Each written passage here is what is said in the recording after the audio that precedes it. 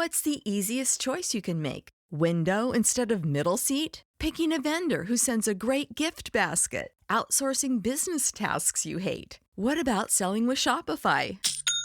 Whether you're selling a little or a lot, Shopify helps you do your thing, however you cha-ching. Shopify is the global commerce platform that helps you sell at every stage of your business. From the launch your online shop stage to the first real-life store stage, all the way to the did we just hit a million orders stage. Shopify's there to help you grow. Whether you're selling scented soap or offering outdoor outfits, Shopify helps you sell. Wherever and whatever you're selling, Shopify's got you covered. Sign up for a $1 per month trial period at shopify.com/try. Go to shopify.com/try now to grow your business, no matter what stage you're in. Shopify.com/try. You're listening to the Archaeology Podcast Network.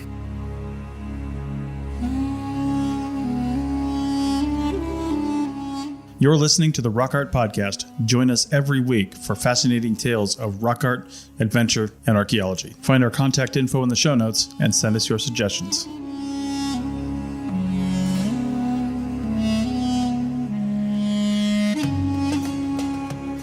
Hello out there in Archaeology Podcast land. This is your host, Dr. Alan Garfinkel. Looking at episode 103, we're going to talk about dating some of the oldest rock art ever discovered in North America. It's going to be exciting. We're going to talk about direct dating and obsidian hydration dating and what some of this oldest rock art might mean and what it looks like.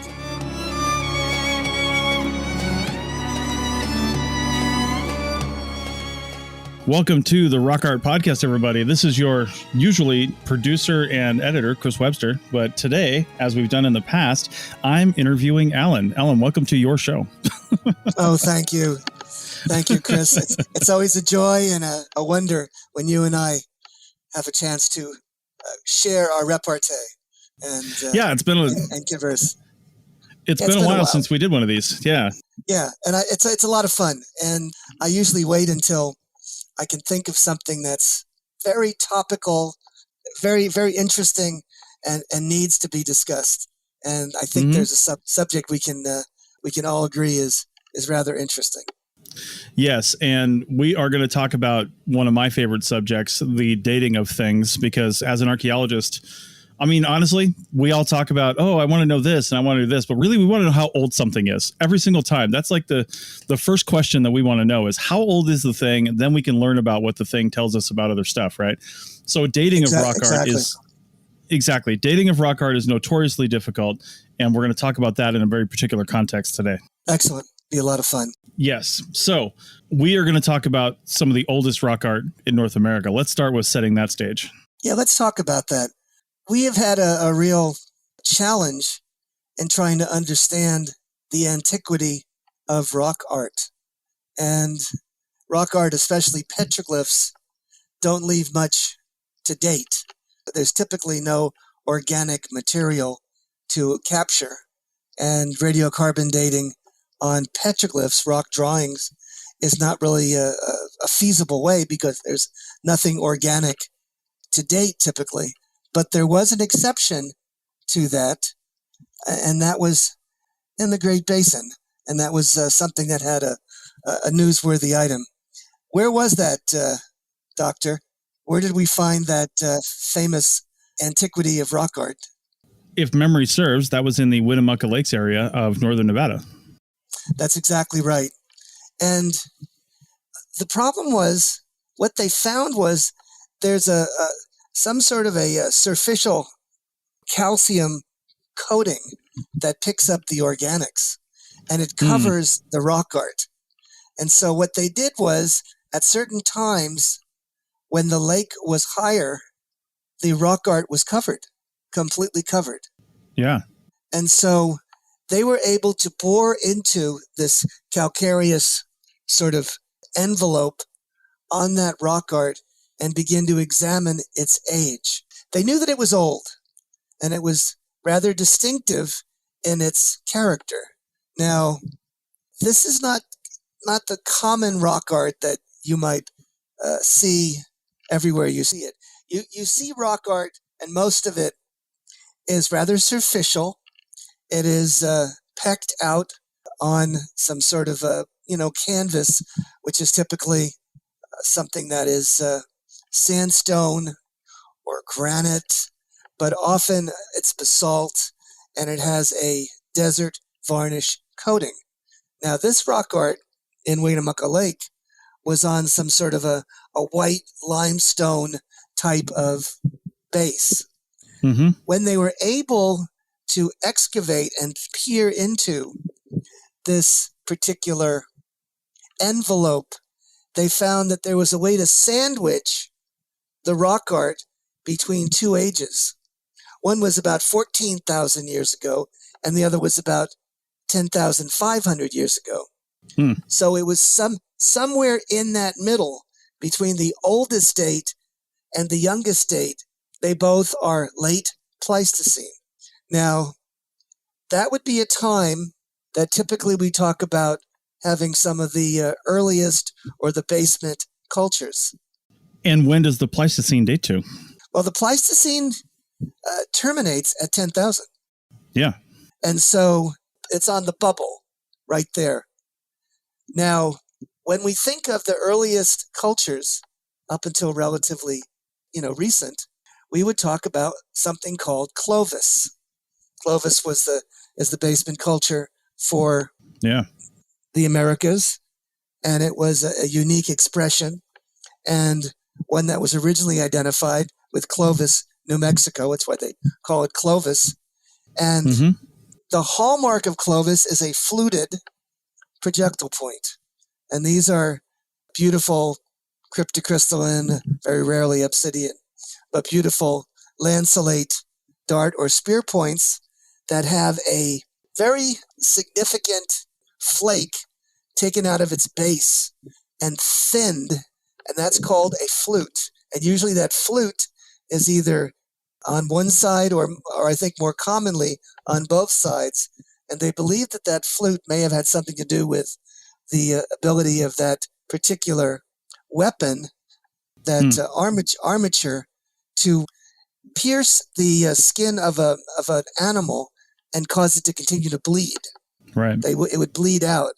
And they wanted that to happen because then they could actually kill and acquire that animal for food.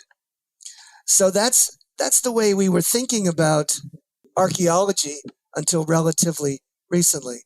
Clovis was the basement culture, the first expression. It kind of arrived on the scene at about 13,000, maybe 250 years ago, and continued to, let's say, 12,800 or so years ago. And it was a very ubiquitous expression. Yeah. It was all over the place very quickly. And it was associated with megafauna.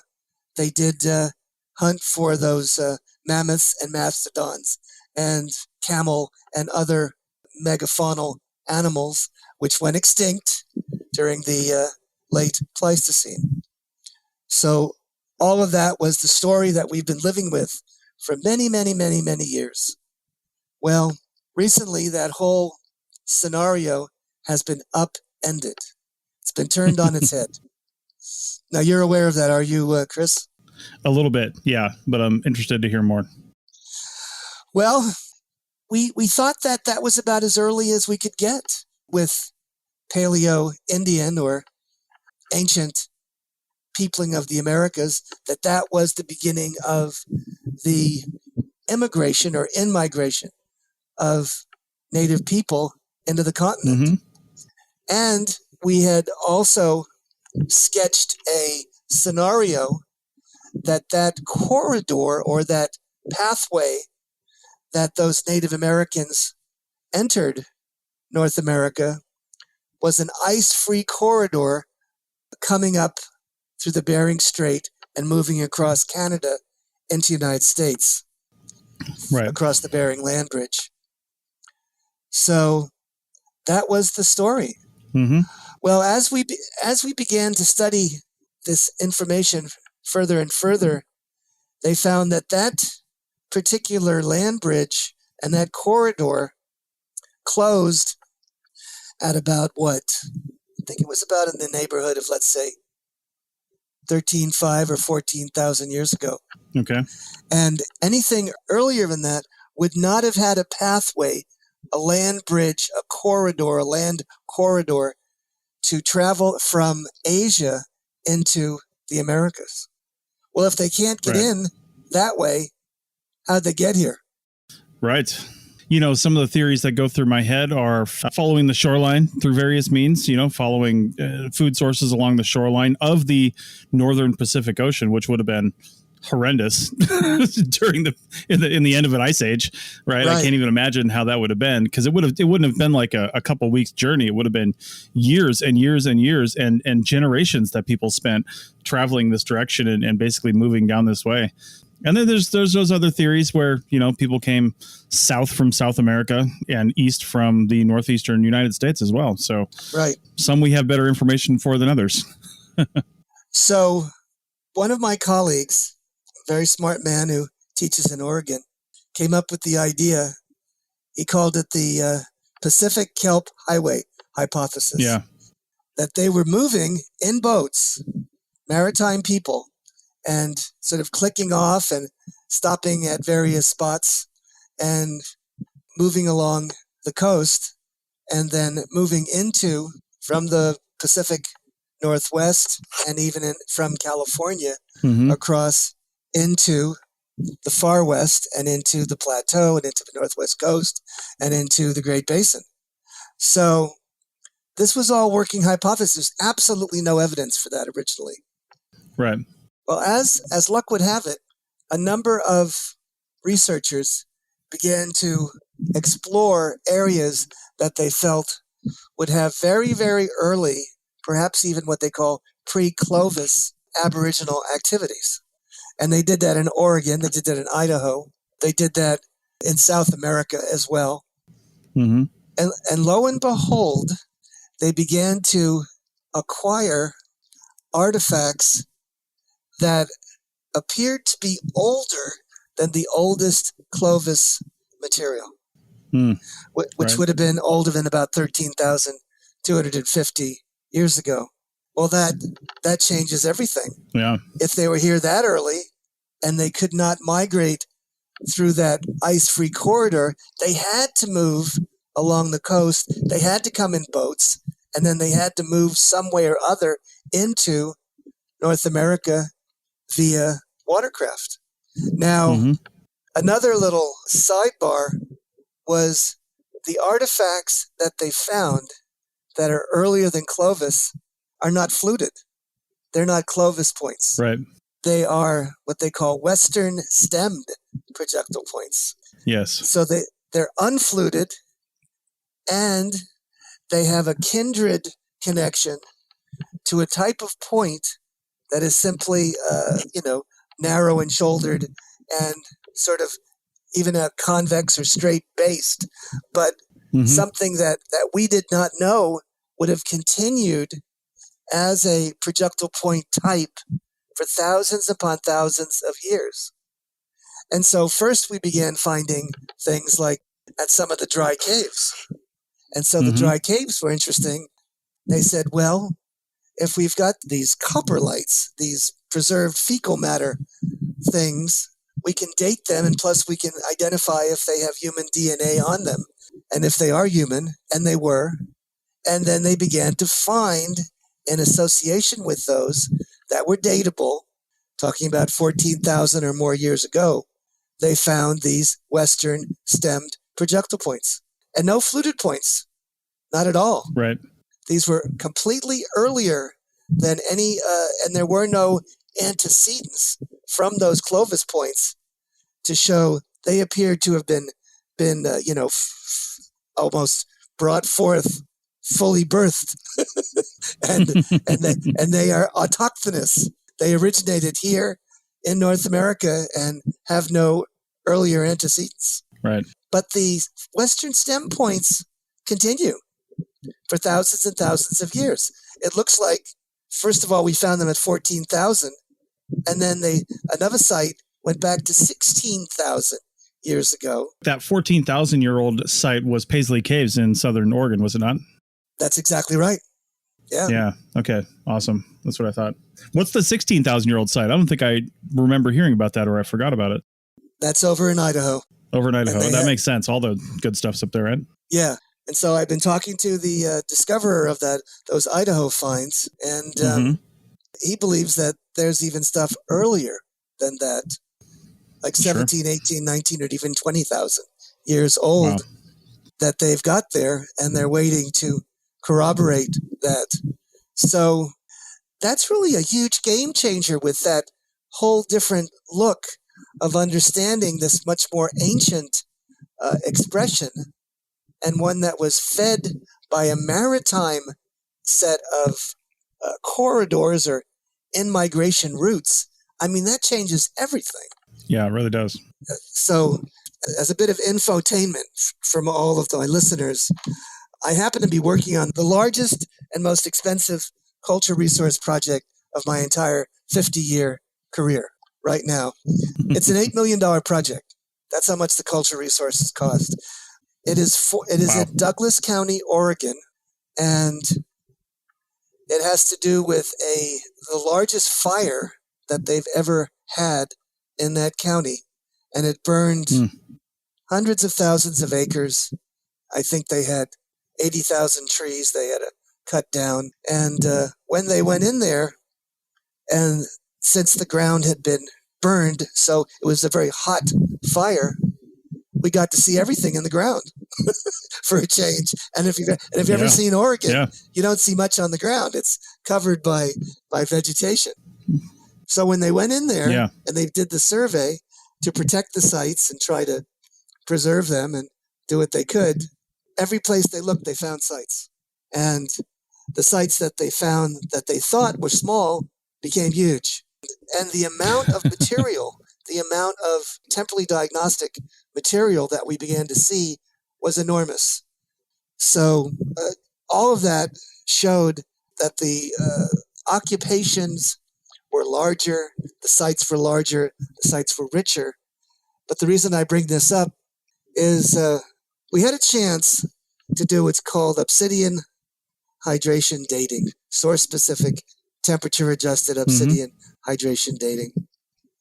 And I mean hundreds of those particular measurements. And this was using the state-of-the-art methodologies. Let's talk about obsidian hydration dating on the other side of the break, because I think we want to talk about that a little more, because it's a really important technique. Before we go to break, I've got some links that I've been taking while you've been talking. And so look down at your show notes, everybody that's listening to this. There's some pretty good stuff in the show notes. I've also got links to Dr. Garfinkel's website and his Patreon page. So check those out as well. And we'll be back on the other side of the break to keep talking about this. Back in a minute. Welcome back to episode 103 of the Rock Art Podcast. And this is Chris Webster interviewing Dr. Alan Garfinkel. And we're talking about dating some of the oldest rock art in North America and a lot of stuff that goes along with that. This isn't a simple topic. And when we left, you were talking about this massive effort that you're working on in Oregon after a huge fire, and some of the obsidian hydration dating that they were doing on, of course, obsidian projectile points. So what is obsidian hydration dating? How does that work? Well, we've had our friend Sandy Rogers, and he talked about what that was.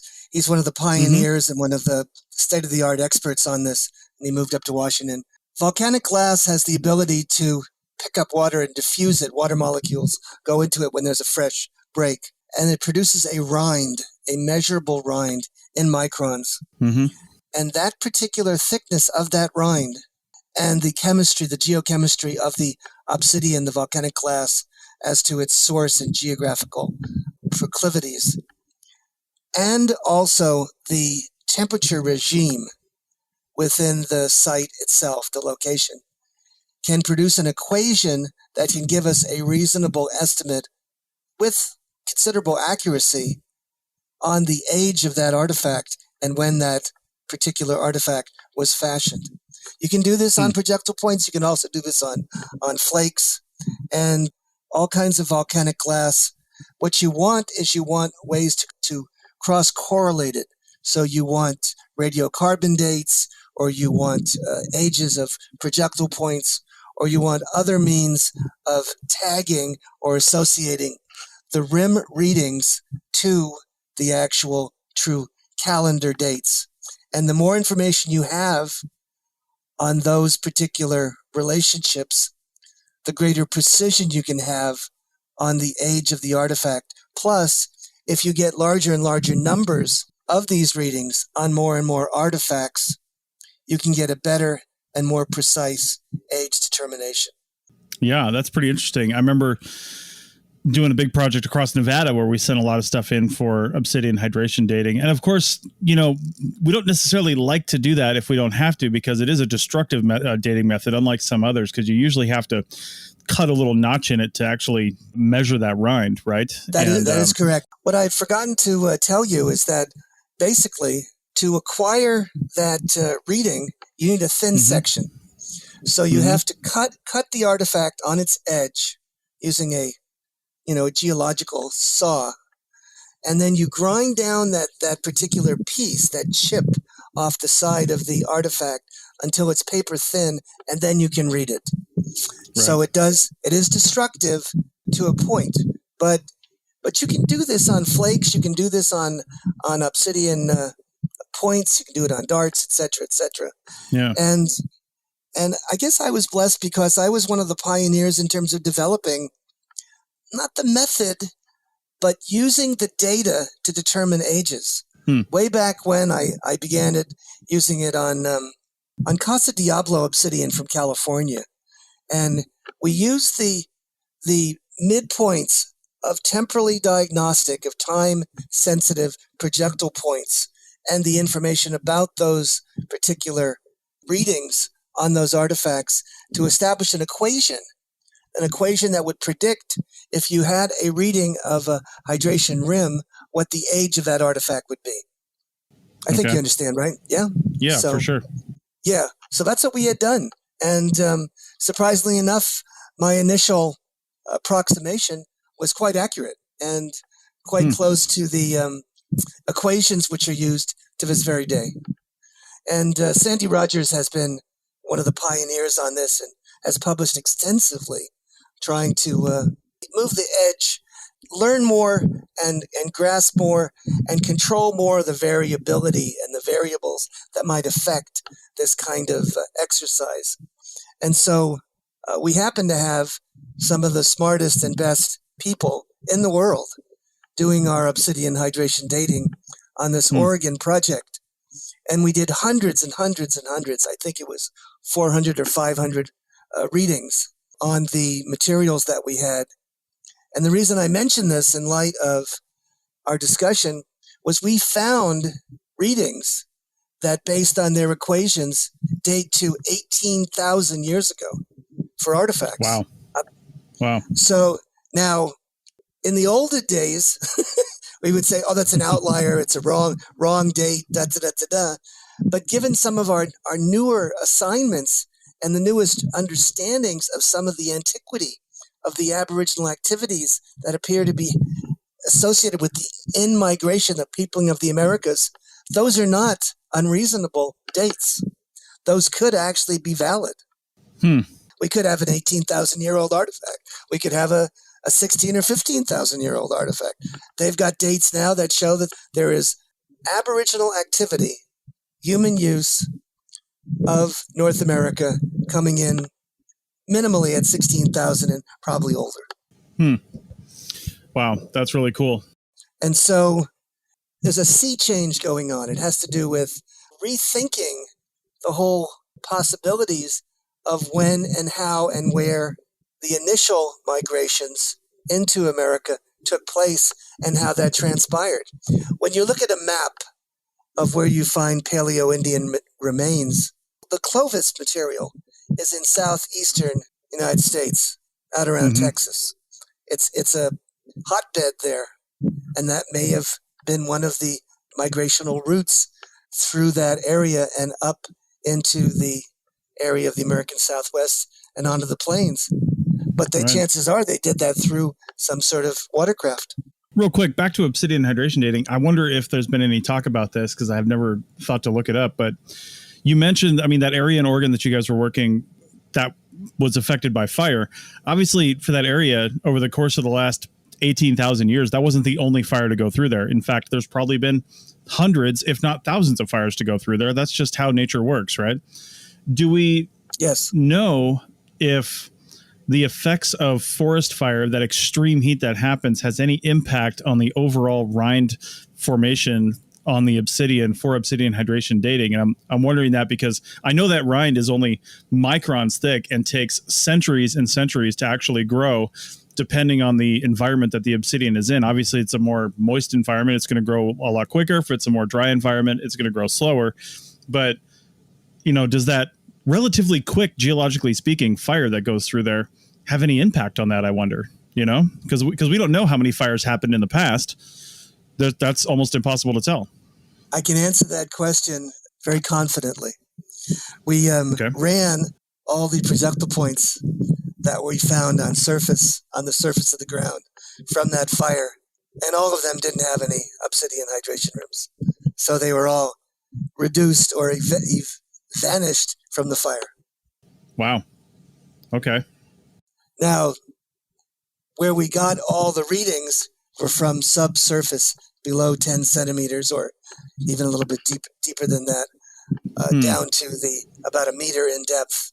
And so most all of our readings, I would say 98% of them, are from subsurface contexts, so that they would at least be insulated from some of the recurrent fires.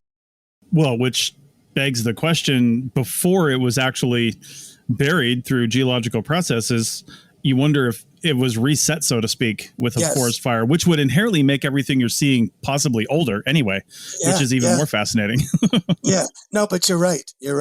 And so, especially working in Oregon, that's certainly something to consider. And our friends mention that in their research. When we look at that kind of thing in the Great Basin, you don't have that level of intensity or fires, and so you would have much less of an impact on your calendar, your clock, your obsidian clock. So that would be less invasive and less of a possibility. My colleague who alerted me, I published an article on the Paleo-Indian remains that are right there on the eastern skirt of the Sierra Nevadas, a site called the Borden site, which had fluted points and basally thin points as well. They were all obsidian. And some of the rinds were enormously large for obsidian hydration dating. And the dates would have gone back to 14, 15, even 16 or 17,000. And of course, they were ruled out as unreasonable. But given some of our newer understanding of the potential age and in-migrations and activities, ancient cultural activities for the late Pleistocene, maybe they're not so wild. Maybe there is some limited activity that goes back to that age. So it opens up a whole different perspective. Speaking of perspective, I'm wondering how we're ever going to answer this question. Who got here first, right? When was the actual first peopling of the Americas? And what is the smoking gun? Because it seems like short of having some rock art that we can date to 18,000 years ago that shows people in boats, short of having something that says we were here and here's how we did it, we're basically looking for the oldest spot in North America and obviously South America as well. What is the oldest thing? Because the older we get, obviously people were there. If we can prove people were there, and then the older and older and older you get, you can keep going back and saying, okay, well, this is older than over there, so they must have been here first. That also assumes that people only got here one time, which people probably got here lots of times from lots of different areas. Well, America is something that's a little different because when it was initially populated, it was very late in time, late to the party, as we called it. Yeah. Because there just wasn't people here very early compared to all the other continents were far more ancient. Additionally, if you study languages, right, and you look at the genetics of it, there's a genetic clock and a linguistic clock, and now we have an archaeological clock, and they all seem to be timed to about 20,000 years ago.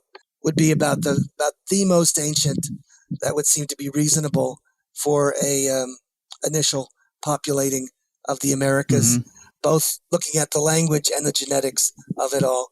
Now, there is a taste of even more ancient material in South America. And that has always been rather controversial. But that's a whole other question. Right. Right. So anyways, if I jump back and start talking about this kind of rock art that we find that dates to what we're looking at is sort of the late Pleistocene, early Holocene. It's called Great Basin Carved Abstract. Great Basin Carved Abstract. Okay. So you may have seen some of that, Chris, when you were looking at the uppermost parts of Little Petroglyph Canyon. Okay. And if you look at the walls of that canyon, there's almost sculptural rock art. It's that they dug and excavated almost, it went into a concavity, and it appears to almost be contoured around the rocks. So it's a whole different kind of a technology or strategy for producing these images that are exclusively abstract. They're wavy lines, there's chevrons, there's sort of circuitous and serpentine kinds of figures, but there is no naturalistic or realistic subject matter during this earliest rock art period. But what there is a very distinctive style of definitionally crafting an expression of imagery. And I've thought about this a bit. I even listened to some of my earlier podcasts, and I was shocked to hear a discussion of this that seemed to make some sense. There's something about grinding or polishing or smoothing or digging out of some sort of a deposit or a rock, or creating some sort of an artifact that has religious or theological implications, communicating power and might and activity and sacredness, etc. And so this particular grinding and regrinding and effort that has been placed on this earliest rock art must have had a function or a significance and a meaning. And there was an archaeologist who spoke about this and sort of talked about it almost akin to the grinding and polishing of some of the more beautiful objects that we see in the archaeological record. And he thought that had to do with the intensity, the particular recreation or activity, and the effort necessary to create those images and imbue them with power. Does that make any sense? That does. And that leads to a whole bunch more things I want to talk about. And let's do that when we come back. But in the meantime, take a look down at the links in your show notes. We do have pictures of some of these things at some of those links, so it will really help out. I've got an article on the Winnemucca Lake petroglyphs and something on Paisley Caves as well. And of course, Dr. Garfinkel's resources. So check those out. We'll be back in a minute.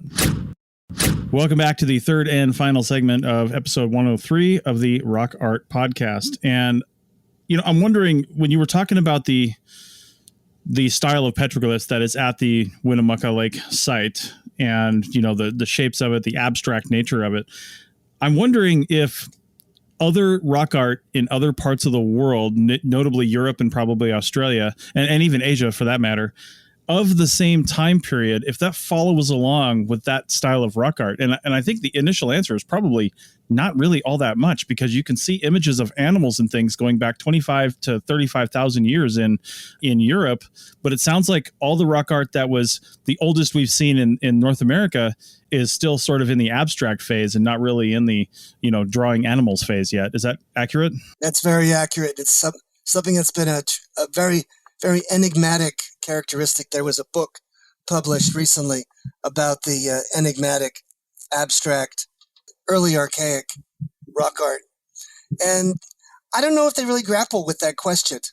It's a mysterious one, in the sense that why in Europe, in the old world, do we have these ultra-realistic images of animals that have power and vitality, and oh my word, they're just magnificent. And here in Americas, we have these, I wouldn't say primitive, but they're simple and they're elegant and they're powerful, but they're purely abstract and they're non-representational and not realistic. So I can't answer that question. I don't understand what was the driver or the engine that created those different platforms. It makes me wonder if we examined rock art around the world and looked for similar styles, but that are, maybe 2 or 3 to 5 or 7,000 years older, assuming maybe it took that up to that long to come from wherever that is to wherever this is. If we could look at that and see if that matches up with, say, the genetic and linguistic clocks. I'm sure somebody's done that study, but it's just making me think about that kind of association. Just looking at other rock art and saying, well, do we see these styles somewhere else? And does the genetic and linguistic clock match up? And not only that, but the ability to even get here and where that could have been. Does that even make sense? You know what I mean? Yeah. And one of the things that it's unusual about the rock art that I've looked at most often in the COSOs is that the most ancient rock art, after this Great Basin carved abstract, pops in and becomes rather realistic, rather ornate, very elaborate and fine-grained, and rather magnificent in its execution. Very impressive, very beautiful, and people are impressed by these depictions of animals and decorated human figures. Mm-hmm. Why is that? That's quite unusual. That's not something that is, characteristic of these kind of evolution of an artistic tradition. Right. Something went on there that's a little different. I know that when I've read some of the earliest works on COSO rock art, they talk about a island of rock art, an isolated island of artistic tradition. Right. It is interesting. I have a book coming out in the next month or two that talks about trying to explain these enigmas. So this is the one with Tirtha. Yeah, we'll wait on talking about that then. There was a master's thesis that was just completed examining this early Great Basin carved abstract rock art. And the way she dated it was looking at the associations of time-sensitive early Holocene and late Pleistocene projectile points and those correlations with those particular sites. And she was able to pinpoint them and date them just looking at the ubiquity, the proliferation, the tremendous frequency of finding these ancient diagnostic points in association with these sites. Now, besides that, she noted that environmentally, that there's a correlate of the locations of these sites as they're upland, 3,000 feet or higher locations, and that this may have been associated with a land use pattern where the native people early on were harvesting what you call geophytes. These are those bulb plants, the plants that have bulbs or tubers. And I think she may have something going on there, because I do know that some of these areas are proliferation of those kinds of plants that I know were very useful early on and easy to harvest, and also it's quite tasty and would provide solace to the native people. So anyways, there's that one too. It's interesting talking about the elevation as well, because I can vividly see that in my mind, because I've driven by the Winnemucca. It's a dry lake now. Winnemucca is. Yeah. And in fact, this year it might have water in it, given all the snow that's happened in the Sierras and the water that's coming through there. But it won't last for long. Yeah. But Winnemucca is a really long, north-south oriented, also incredibly wide, dry lake bed. And any one of the sort of dry playas that you can see in especially northern Nevada used to have water in them around the time that we're talking about. And that's why your older sites are up higher, right? Because there was water down in the lower sites, and you can see the sites, you can see the ages get younger and younger as you get closer and closer to the, to the older shorelines until it dried up completely. And it's really cool because you can look out across the landscape, as you know, and see some of the places where the shoreline was relatively consistent for a while, because it's like layers on the stratigraphy, because you can see those, there's a shoreline there, there's a shoreline there, there's a shoreline there.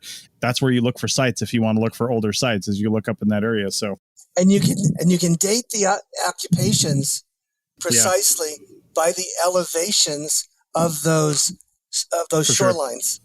And that was done with China Lake as well, that we can look at those specifically and associate a particular time period or an episode of occupation that should have XY kinds of projectile points and a particular kind of chronological specificity in that particular precise location. It's fascinating. It's really wonderful. Do you remember the study you mentioned just a few minutes ago with the projectile points in association with the rock art? Do you remember how it was determined that those projectile points were actually in association with the rock art? If they're just sitting on the ground and you got stuff sitting on a wall and rocks and you got stuff sitting on the ground, how do we know conclusively that those are related to each other? We don't. And that was done also for the work that was done at China Lake as well. All we know is that if we can identify physically what occurs nearby or close or in some sort of a association, and then we can date it, and we can look at enough sites and get some sort of correlation between what is occurring and where it's located. And if that pattern appears to be persuasive, and if you're finding an overrepresentation of certain projectile point forms in association with those kinds of sites, then you got your answer. The same thing was done with obsidian hydration, and another researcher did that. She used the obsidian that was there laying around at the base of the projectile points, at the base of the rock art sites, and looked for narrow segments of time that were represented. So if we had a single component representation, perhaps it targeted or associated with that particular site. And that kind of a association, that correlation, worked extremely well to place those sites in time. Yeah, so on and on and on we go. Indeed. All right, well, in the last couple of minutes here, what are some final thoughts we want to have on this oldest rock art in North America? I don't think rock art is impossible to date. I think if we're creative and we can come after it using a whole bevy of techniques and cross-correlate them and evaluate them independently, we can get at a reasonable estimate of the age of rock art. I've been privy to that using various techniques. I think people look at rock art and don't have a sense of what they're seeing. And one has to really spend a tremendous amount of time looking at the rock art, understanding where it is, what it is, and then understanding enough of it and its associations. Finally, after that long association and that intense scholarship, one can then ask some fairly good probing questions about their age. And sometimes it gives up a date. Right. Nice. Yeah. Nice. Yeah. Okay. Well, with that, I think we'll close out the show. It's been awesome having this discussion, and I always look forward to these, of course. It's really fun doing this kind of stuff, and I hope we can continue doing this in the future. So thank you all. See you on the flip-flop. Sounds good. Don't forget to look down at your device or on the website that you're looking at this on for all the links we have related to this show. And of course, Alan's resources, including his website and his Patreon, where you can get some fun extra stuff and also support these efforts, because while we don't get paid to do this, it's also not free to do and takes a lot of time and effort and resources. And it's nice to get a little kickback from the listeners for that. So, but you're not paying for nothing. Go there and see what you can get on that Patreon. That would be amazing. And the link is in the show notes. All right. We'll see you guys next week.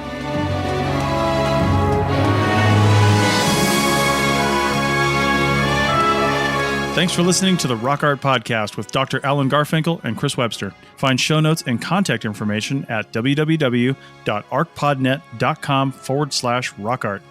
Thanks for listening, and thanks for sharing this podcast with your family and friends.